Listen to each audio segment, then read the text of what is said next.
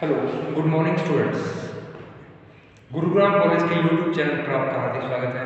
मैं धीरज गुरा, lecturer EFM। आज आपके सामने बीकॉम फाइनल ईयर की वीडियो लेके जा रहा हूँ, जिसके अंदर हम डिस्कस करेंगे EFM की सेकंड बुक अंतर्राष्ट्रीय वित्त एवं व्यापार। इसके अंदर हम आज अनकार्ड को पढ़ेंगे, UNCTAD। देखिए स्टूडेंट्स, थोड़ा सा ये सब्जेक्ट इंटरनेशनल लेवल पे है, लेकिन इंटरनेशनल लेवल होने के साथ साथ हम इसको पूरा कवर करने की कोशिश करेंगे। जितना हो सकता है हम उसके गहराई में जाने की कोशिश करेंगे।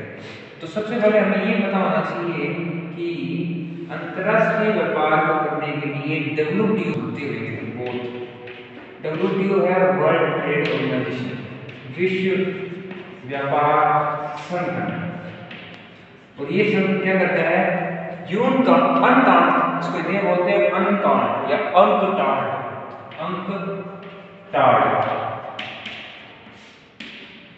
लेकिन ये है क्या अनकांट? देखिए, संयुक्त राष्ट्र व्यापार संगठन है ये एक तरह का, यानी United nation conferences on trade and development. You से यूनाइटेड, एन से नेशन, सी से कॉन्फ्रेंसेस, ए से डी से ट्रेड, ए से एंड और डी से डेवलपमेंट। हिंदी में वही से, तो यूनाइटेड का मतलब हो गया आपका संयुक्त, नेशन का मतलब राष्ट्र। देखो, कॉन्फ्रेंसेस के मतलब होता है सम्मेलन। क्या होता है? सम्मेलन। ट्रेड का मतलब हो गया व्यापार, डेवलपमेंट का हो गया विकास। तो ये क्या करें, व्यापार और विकास। संयुक्त राष्ट्रीय व्यापार और विकास सम्मेलन। तो ये एक ऐसा सम्मेलन है जो बहुत सारे देशों के व्यापार और विकास को सम्मिलित रूप में एक क्या करता है, मार्गदर्शन का कार्य करता है। और बहुत सारे देश इसमें लगे हुए हैं, ठीक है। और इसकी स्थापना क्यों की गई थी कि हर देश को व्यापार करने में कठिनाई ना आए। मतलब हर देश, जैसे मान लीजिए कोई भी देश है, ये किसी भी देश के साथ व्यापार कर सके, इसको कोई कठिनाई ना आए, इसके लिए UNCTAD नाम की संस्था स्थापित की गई थी। एक तरह की कह सकते हो कि WTO का ये एक रूप है, ठीक है। और इसको स्थापित करने के लिए मुख्य रूप से भूमिका निभाई थी WTO ने। अब अगर हम इसकी चर्चा करें अनकटाड की, तो अनकटाड के हिसाब से अगर मैं इसकी चर्चा करूं तो स्टूडेंट्स, सबसे पहले मैं आपको ये बताना चाहूँगा कि इसकी स्थापना क्यों की गई थी। तो इसकी स्थापना का मुख्य उद्देश्य था कि एक देश सभी देशों के साथ क्या कर सके, व्यापार संबंध स्थापित कर सके। इसके बाद अगर मैं इसकी भूमिका या पृष्ठभूमि की बात करूँ तो इसकी जो स्थापना हुई है वो 1961 के आसपास हुई है। 1961 से पहले हुई है, लेकिन 1961 में एक सम्मेलन हुआ था। उस सम्मेलन में कुछ शर्तें जिससे ये प्रारंभ हुआ था। तो प्रारंभ में शर्तें क्या रखी गई थी वो भी आपको बता देंगे। तो स्टूडेंट्स, सबसे पहले शर्त ये थी कि जो राष्ट्र की विकास दर है वो कम से कम 5% हो। नंबर 1, विकास दर को कम से कम 5% दिया जाए। 5% विकास दर तो होनी ही चाहिए। इसका मतलब ये था कि अगर कोई देश विकसित होने वाला है तो कम से कम 5% की विकास दर को प्राप्त कर ले। और कृषि के अंदर जो विकास कार्यक्रम है वो भी 4.5% हो। कृषि का भी विकास तेजी से होना चाहिए मुख्य रूप से। इसके अलावा उसने कृषि उत्पादन के साथ साथ कुल राष्ट्रीय आय को 1% बढ़ाने का किया है। कुल राष्ट्रीय आय की में 1% की वृद्धि का प्रावधान किया है कि ये तो होनी चाहिए। तो ये मुख्य रूप से इनके क्या थे, उद्देश्य थे। और ये जो 1961 में आयोजन हुआ था, 1961 में आयोजन होने के बाद 1964 में इसका नाम बदल कर क्या रख दिया गया, अनकांट रख दिया गया, ठीक है। संयुक्त राष्ट्र संघ की महासभा हुई थी, उसके अंदर 1964 में इसका आयोजन किया था मुख्य रूप से। 1964 में भी पहले से चल रही थी महासभा तो, लेकिन 1964 में इसका नाम क्या रख दिया गया था, अनकाउंटेड। हम बात कर रहे थे अनकाउंटेड के नाम से सोशल सिद्धांत तो परिचय हो गया। अब हम इसके अनटार्ड के सिद्धांत पढ़ रहे हैं। तो मुख्य रूप से अनटार्ड के 13 सिद्धांत है। तो पहला सिद्धांत होता है समानता का सिद्धांत। क्या कहते हैं? अब हम बात करते हैं अंकटार्ड के सिद्धांत की। तो अंकटार्ड के मुख्य रूप से कौन कौन से सिद्धांत हैं, ये ध्यान रखना है। तो सबसे पहले सिद्धांत आता है हमारे पास समानता का सिद्धांत। तो स्टूडेंट, समानता का सिद्धांत क्या कहता है कि एक देश को सभी देशों के साथ समान रूप से व्यवहार करना चाहिए, चाहे वो निर्यात में, आयात में, उनके साथ अच्छे संबंध होने चाहिए, ताकि कोई भी व्यापार हो वो एक समान दृष्टिकोण से हो सके। फिर अगर हम बात करें समानता होने के बावजूद भी अगर भेदभाव दिख रहा है, तो दूसरा सिद्धांत ये कहता है कि किसी भी देश का किसी अन्य देशों के साथ भेदभाव वगैरह नहीं होना चाहिए कि मैं इस देश को तो माल निर्यात कर रहा हूँ, उसको नहीं कर रहा, तो ऐसी चीज़ें कतई नहीं होनी चाहिए। इसके अलावा अगर बात करें तो प्राकृतिक संसाधन ये ज़्यादा से ज़्यादा होने चाहिए। जैसे प्राकृतिक संसाधन के विध्वंस मतलब उपयोग में स्वतंत्रता होनी चाहिए। हर देश को अपने प्राकृतिक संसाधन के उपयोग करने की स्वतंत्रता है। ये अनकांट के सिद्धांत है। अंकटार्ड कहता है कि अगर एक देश को कोई चीज़ उत्पादित करनी है तो वो अपने प्राकृतिक संसाधनों का जी भर के उपयोग कर सकता है। विकास नीति की बात करें तो हर देश को विकास के अवसर मिलते हैं, कहीं ना कहीं वो विकास के रूप में काम आते हैं। श्रम विभाजन के सिद्धांत कार्य को बांटने का कार्य करता है कि अगर कोई भी कार्य दिख रहा है तो उस कार्य को छोटे छोटे भागों में बांट दो, तो उस कार्य को किसी विशेष व्यक्ति से कराओ। तो ये सिद्धांत क्या कहता है, श्रम विभाजन का सिद्धांत है। उसके बाद आता है निर्यात विरोधी सिद्धांत। ये क्या कहता है कि आप ज़्यादा से ज़्यादा निर्यात कर सको, ऐसे निर्यातों में आपको अवसर मिल सके। तो यह है निर्यात विरोधी के सिद्धांत। तो इस तरीके से हम अंकटार्ड के सिद्धांतों को अच्छे से समझ सकते हैं। ये हमने अभी तक 6 सिद्धांत पढ़े हैं स्टूडेंट्स। इसके अलावा 7 सिद्धांत और हम पढ़ने जा रहे हैं, जिसको हम इस क्लास के अंदर ही कवर करेंगे। तो स्टूडेंट, आगे के सिद्धांतों को हम चर्चा करते हैं। तो 7वां सिद्धांत आता है कि अवरोधों को हटाना। 7वां सिद्धांत में अवरोधों को हटाना। अगर मान लो किसी देश के साथ, किसी दो देशों के साथ कोई संबंध अच्छे नहीं है, तो अंकटार्ड उन दो देशों के बीच में हुए अवरोध को दूर करने का कार्य करता है, ताकि अवरोध दूर हो सके तथा उनमें एक अच्छे संबंध स्थापित किए जा सके। अब अंकटार्ड तो अच्छे संबंध स्थापित करेगा। इसके अलावा सभी को एक रियायती दर पर उपलब्ध करवाएगा। रियायती दर का मतलब अगर एक देश को कोई चीज चाहिए तो दूसरा देश रियायती दर पे खरीद भी सकेगा और रियायती दर पे अन्य देश भी खरीद सकेगा। तो दोनों देशों के बीच में समझौता करवाकर कम से कम रुपए में वो क्या करता है, अच्छी से अच्छी सर्विसेज प्रदान करता है।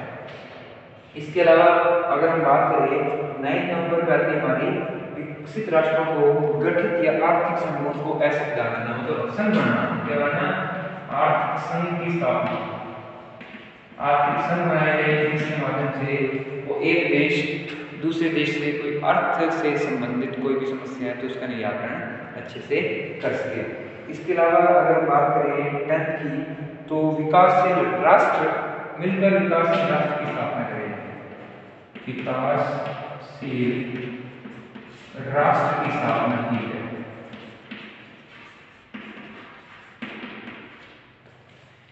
ठीक है स्टूडेंट्स, इसके बाद अगर हम बात करें सिद्धांत हमने अभी तक किए हैं, विकास राष्ट्र के साथ सिद्धांत, और अगर कोई बिना शर्त की कोई पैमाना है तो उसका विस्तार किया जाए। बिना शर्त की कोई पैमाना विकास करना है तो उनका पैमाना निर्धारित करने का काम किसका है?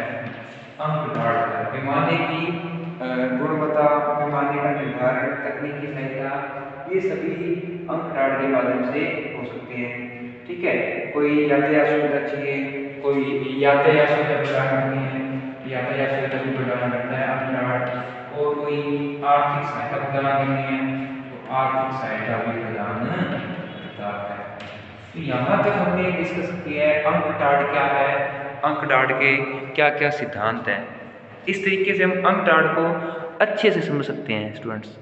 अब आगे अगर हम बात करें तो इसके एक आगे सिद्धांत और हम लिख सकते हैं, कुछ विशेष सिद्धांत भी इसके अंदर है। जैसे विशेष सिद्धांत की अगर मैं बात करूँ तो ये तो नॉर्मल सिद्धांत है, अगर विशेष की बात करूँ तो विशेष सिद्धांत के अंदर कौन कौन से सिद्धांत आते हैं। तो विशेष सिद्धांत में मुख्य रूप से पहले आएगा आपका कि योजनाओं का प्रचार प्रसार करना, योजना का प्रचार प्रसार करना, ठीक है, योजना का प्रसार। दूसरे नंबर पे अगर मैं बात करूँ योजना के साथ साथ अगर मैं बात करूँ तो उद्योगों को संरक्षण प्रदान करना, ये भी इसमें कवर्ड है।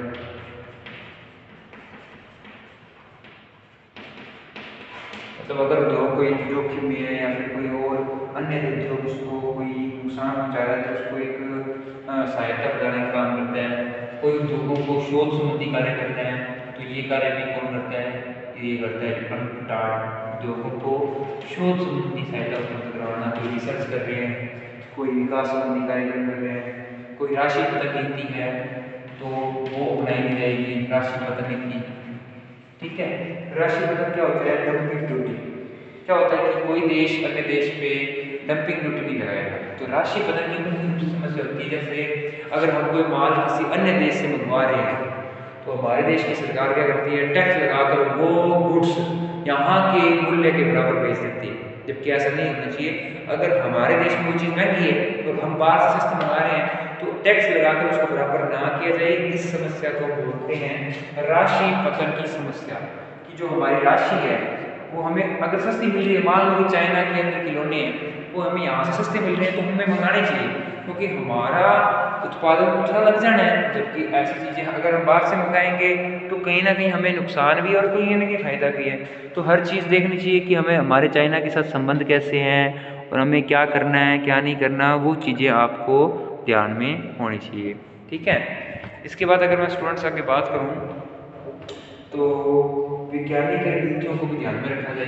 वैज्ञानिक नीतियों में वैज्ञानिक तरीकों को भी देखा जाए कि आज हम अगर एक चीज़ मंगवा रहे हैं तो कल को हम और भी चीज़ें मंगवा सकते हैं। तो संबंध अच्छे होने के साथ साथ हमें उनकी ये गुणवत्ता, उनकी उत्पाद आदियों को भी ध्यान में रखना चाहिए, ठीक है स्टूडेंट्स। तो यहाँ तक तो हमने ये कवर कर लिया कि इस तरीके के कैसे कैसे होता है वो। तो अगर हम अंकटाड की बात करें तो अंकटाड का संगठन कितने टाइप का है, तो मुख्य रूप से जो अंकटाड का संगठन है ना वो अलग अलग टाइप का है स्टूडेंट्स। अंकटाड के संगठन की अगर हम चर्चा करें तो अंकटाड का एक बोर्ड बना हुआ है। क्या बना हुआ है, बोर्ड। अंकटाड का संगठन पढ़ने जा रहे हैं तो मैं अभी आपके सामने अंकटाड का संगठन पढ़ूंगा। उस अंकटाड के संगठन के अंदर ये डिस्कस करेंगे कि अंकटाड का संगठन क्या है, ठीक है। तो इसी के अंदर हम डिस्कस करेंगे अंकटाड का संगठन। तो मैं थोड़ा सा ब्लैक बोर्ड आपको व्हाइट बोर्ड जो है ग्रीन बोर्ड है वो साफ कर देता हूँ, फिर अंकटाड के संगठन की बात करेंगे।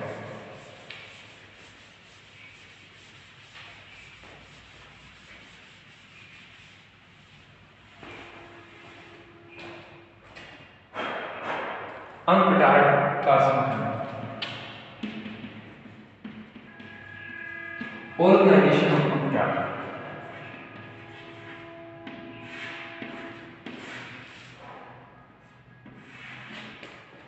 अंकटाड का संगठन ये हमारा आज का सेकंड टॉपिक।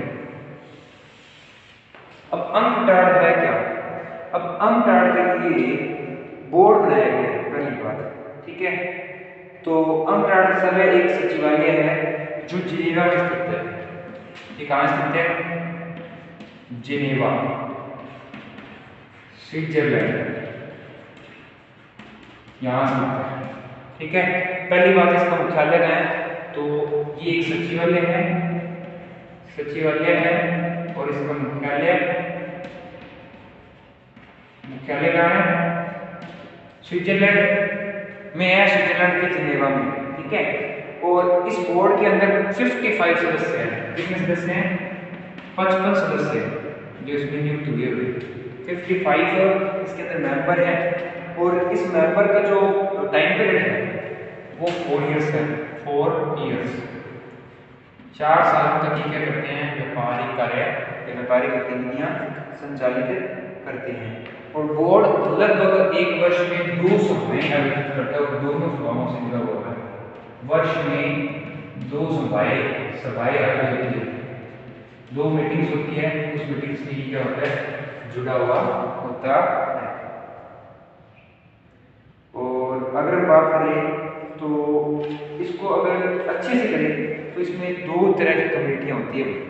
इसमें एक तो सेक्रेटरीट होते हैं, इसी के नीचे अंकराड के नीचे कौन होते हैं, सेक्रेटरीट। देखो सेक्रेटरीट का मतलब क्या होता है, सचिवालय, ठीक है, सेक्रेटरीट।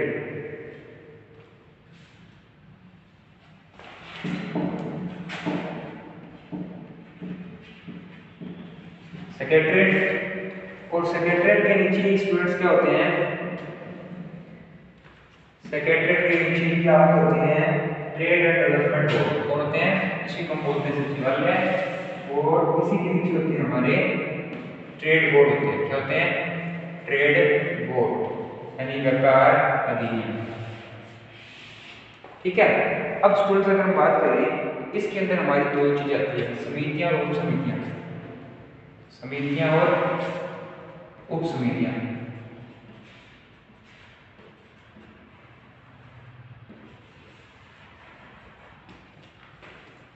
उप समितियां और दूसरी होती है समितियां।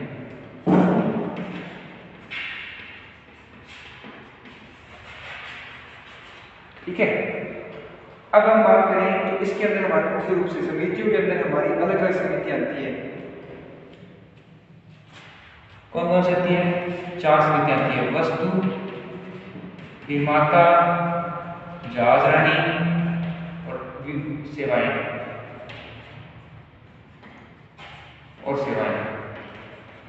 यानी अगर मैं बात करूं तो वस्तु, निर्माता, जहाज रानी और सेवाएं, ये मुख्य रूप से समितियों में आती है।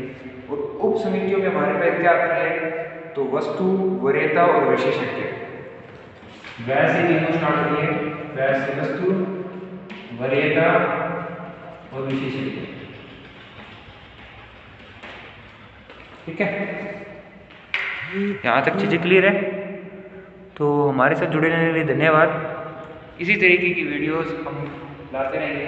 तो आज क्लास में हमने ये समझाया है कि अंकटाण क्या होता है, अंकटाण के क्या क्या सिद्धांत हैं और क्या उसका संगठन है, वो हमने डिस्कस किया है। तो अंकटाण सबसे ऊपर होता है, उसके नीचे सेक्रेटरीट होते हैं और उसके नीचे हमारा क्या होता है, बोर्ड होता है। इस बोर्ड के अंदर समितियां और उप समितियां होती है। कल हम पढ़ेंगे अंकटाण के कार्य। यहाँ तक चीज़ें क्लियर है students? Thank you for watching this video. अगर हमारा चैनल पसंद आ गया है तो लाइक करें, सब्सक्राइब करें और शेयर करें और नोटिफिकेशन के लिए बेल आइकन का बटन दबाएं। Thank you.